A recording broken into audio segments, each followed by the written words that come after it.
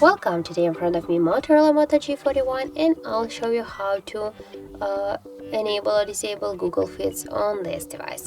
In my case, Google Feed I activated, and if you want to just turn it off, here tap once, hold for a while your screen with your finger by this way, and you will see the home settings section. Go there, and here you got swipe access section. Tap and switch your Google Feeds to nothing, and now we'll check.